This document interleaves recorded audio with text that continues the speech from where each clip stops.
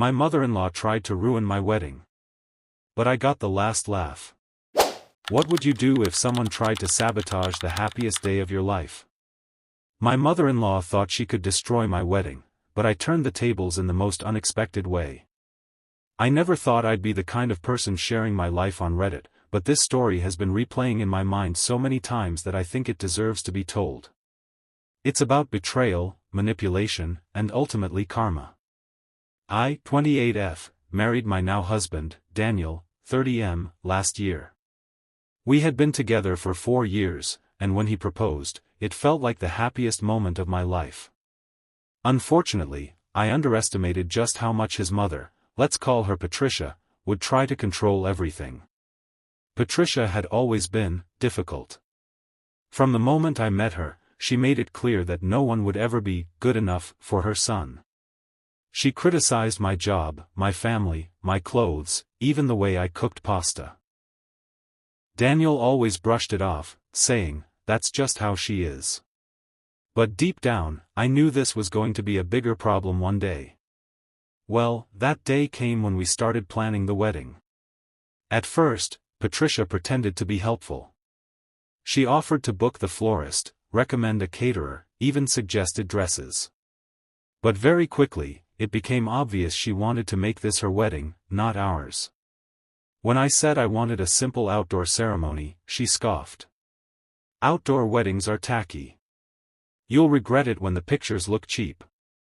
When I picked my dress, a sleek, elegant gown with no frills, she wrinkled her nose and said, "Daniel always imagined his wife in something more, princess-like." I started to realize that every opinion I had, she had the opposite. The worst part? Daniel was caught in the middle. He didn't want to upset me, but he also didn't know how to stand up to his mother. That's when Patricia crossed a line so big, I nearly called the whole wedding off. About 2 months before the wedding, I discovered Patricia had secretly called the venue and tried to change our reservation. She told them we were moving the ceremony indoors, changing the menu, and even canceling the photographer we had chosen. When I found out, I was livid. I confronted her, and do you know what she said? "Sweetheart, you'll thank me later. I know better than you what Daniel really wants." I wanted to scream. I told Daniel everything, and finally, he realized how toxic his mother was being. He promised me he would handle it. Except, he didn't. 2 weeks before the wedding, Patricia showed up at my bridal shower uninvited. Not only did she show up, but she wore a white dress, a floor-length, lacy gown that looked suspiciously bridal. Everyone was whispering. My friends were giving me side eyes like, "Is she serious?" I tried to ignore it, but deep inside, I felt sick. Later that night, one of my bridesmaids pulled me aside and said, "You're not gonna believe this, but Patricia has been telling people she's planning a big surprise for the wedding. Something that will change everything." I didn't sleep that night. My gut told me she wasn't done. And I was right. On the morning of my wedding, Patricia pulled the stunt of a lifetime. The ceremony was about to start. I was in the dressing room with my bridesmaids, nerves buzzing, when suddenly I heard shouting outside. My maid of honor rushed in and said, We have a problem." Patricia showed up, in a wedding dress. I thought she was joking. But when I stepped outside, there she was, wearing a white ball gown with a tiara, standing at the entrance of the venue as if she were the bride. Guests were confused, whispering, some even laughing nervously. Patricia smiled smugly, as if daring me to make a scene. I wanted to cry. This was supposed to be the happiest day of my life, and she was stealing the spotlight. But then, I had an idea. Instead of confronting her, I pulled Daniel aside and whispered, "If she wants attention, let's give it to her." When the ceremony began, I walked down the aisle as planned.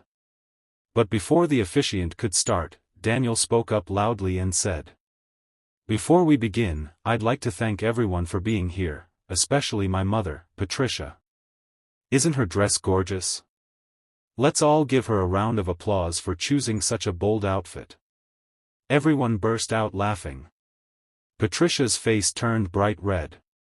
Suddenly, instead of looking like a rival bride, she looked like the world's biggest joke. For the rest of the day, people kept coming up to her saying things like, "Love the gown, Patricia. Planning to get married too?" She couldn't escape it. By the end of the night, Patricia was sulking in the corner while Daniel and I danced, laughed, and celebrated with everyone else. Her plan to ruin my wedding had completely backfired. And the best part?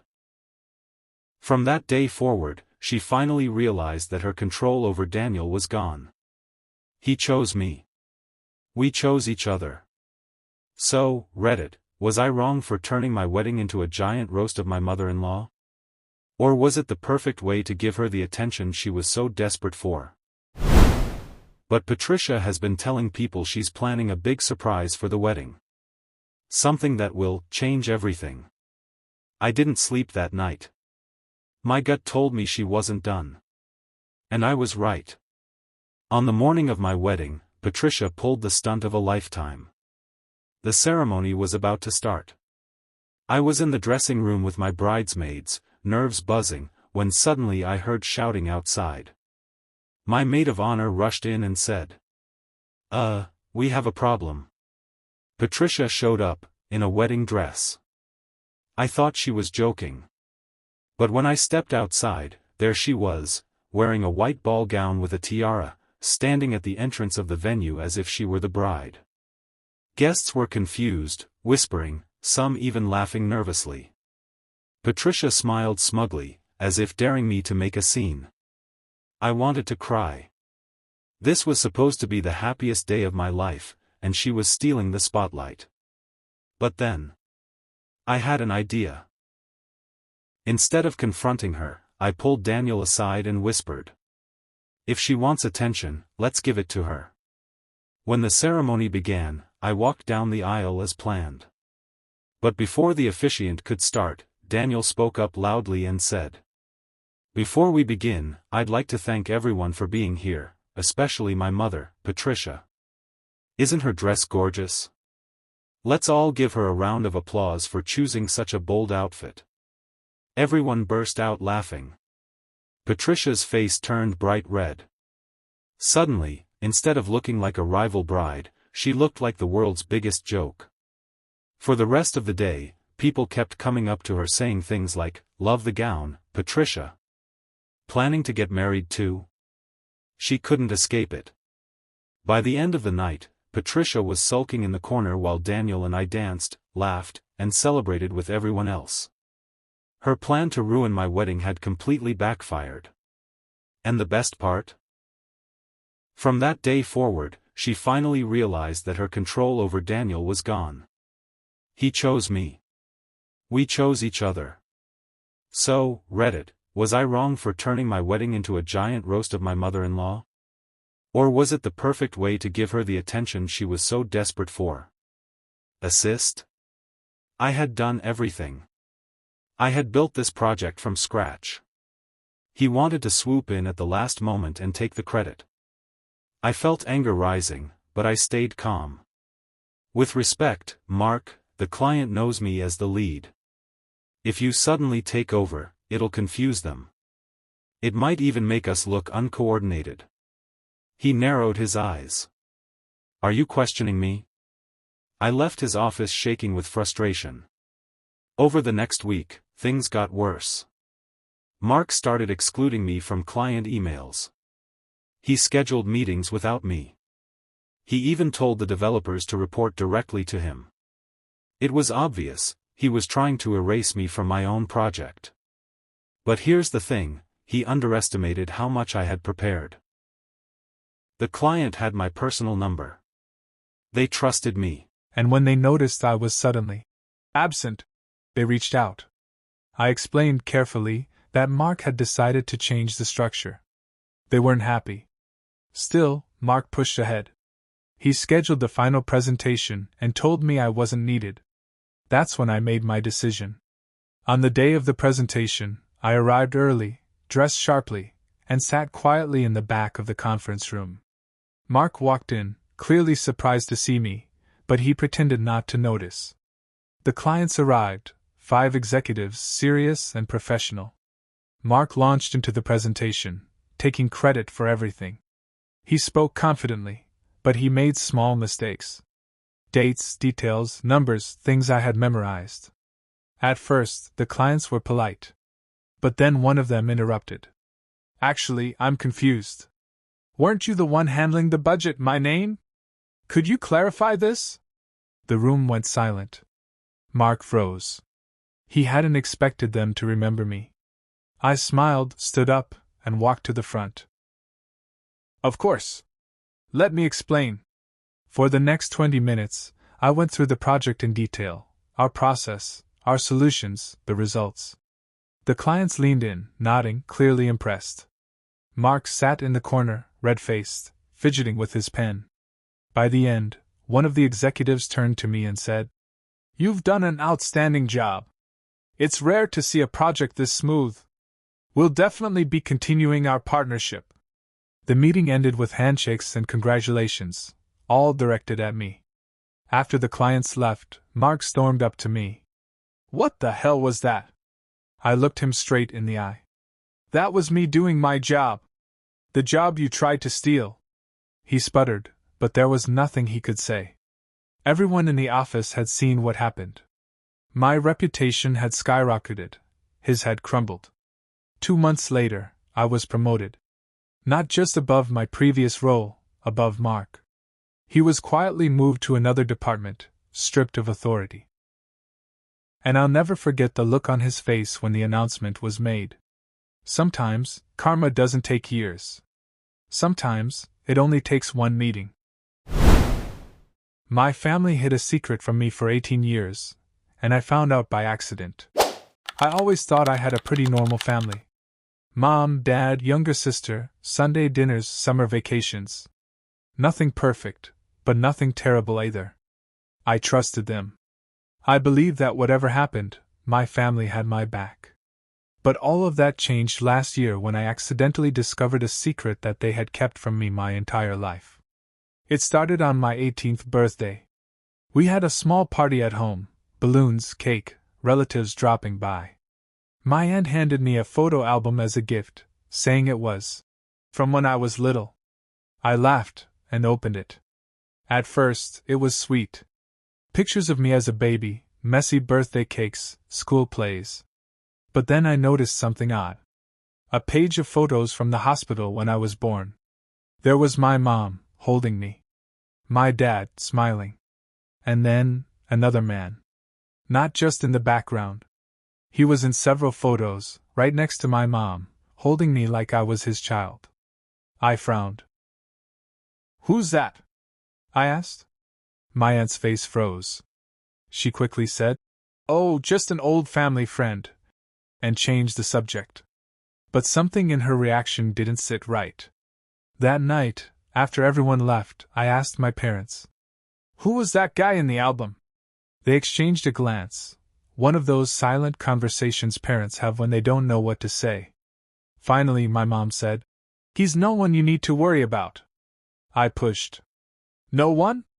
He was holding me like I was his kid. Who is he?" My dad snapped. "Drop it." That only made me more suspicious. Over the next few days, I couldn't stop thinking about it. I even snuck into the attic where we kept old boxes. Buried under school trophies and Christmas decorations, I found another album. This one wasn't neatly organized. It looked shoved away, like someone wanted to forget it. Inside were more pictures of the same man, holding me as a baby. Sitting next to my mom, looking close. Too close. In some photos, they were holding hands. My heart pounded. When I confronted my mom again, she finally broke. Tears filled her eyes. "We wanted to tell you when you were older. But then, we never found the right time." I whispered. "Tell me what?" She looked at me like she was breaking apart. "That man is your biological father." I felt like the floor disappeared beneath me.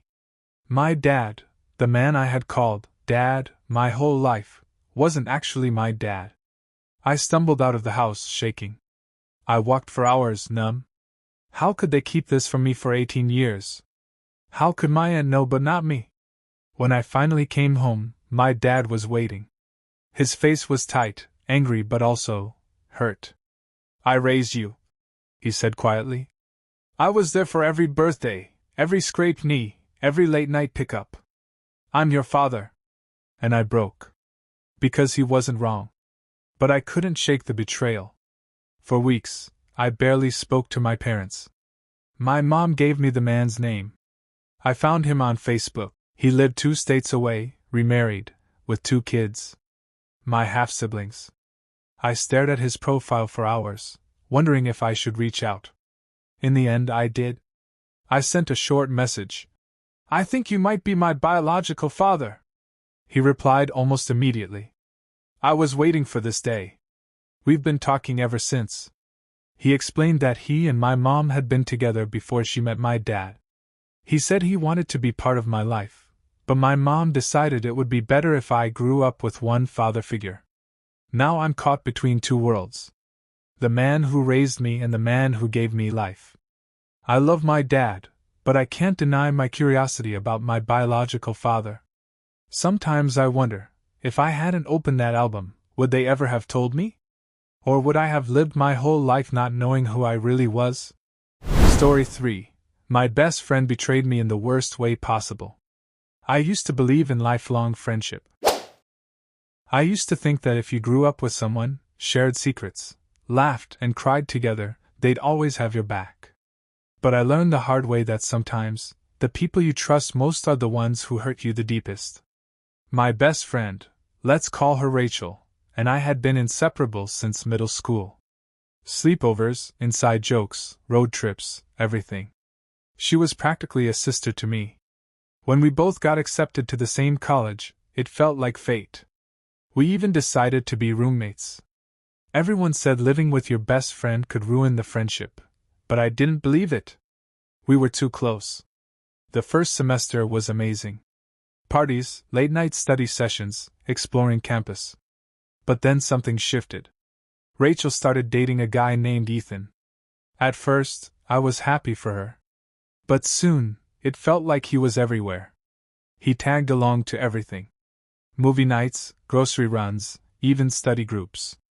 And Rachel wasn't the same around him. She laughed louder, dressed differently, and sometimes acted like I wasn't even there. I told myself it was normal. Relationships change things. But then one night, everything shattered. I had been crushing on a guy from my philosophy class, James. We'd been talking for weeks, slowly getting closer. I told Rachel everything about him, how smart he was, how he made me laugh, how I thought he might like me too. She teased me about it, in a friendly way. One Friday night, James texted me. Can we talk? My heart raced. I thought maybe he was going to ask me out. I told Rachel I was going to meet him. She just smiled strangely and said, "Good luck." When I got to the campus cafe, James wasn't there. Confused, I texted him. No reply. Then I heard laughter from the corner. I turned and froze. There was Rachel, sitting with James, holding his hand. I felt like someone had stabbed me. They saw me. Rachel's face went pale. James stammered something about how it just happened. I ran out of the cafe, humiliated. My best friend. The one person I trusted with everything. She had betrayed me in the cruelest way. When I confronted her later, she didn't even apologize. She said, "I can't help who I fall for. You'll get over it." Get over it? 18 years of friendship, destroyed in one night. I stopped talking to her. I moved out of our dorm. For weeks, I felt hollow. But slowly, I realized something. Rachel had shown me who she really was. And maybe it was better I learned the truth now than years down the road. Because sometimes, the end of a friendship is the beginning of finding out who you really are without that person.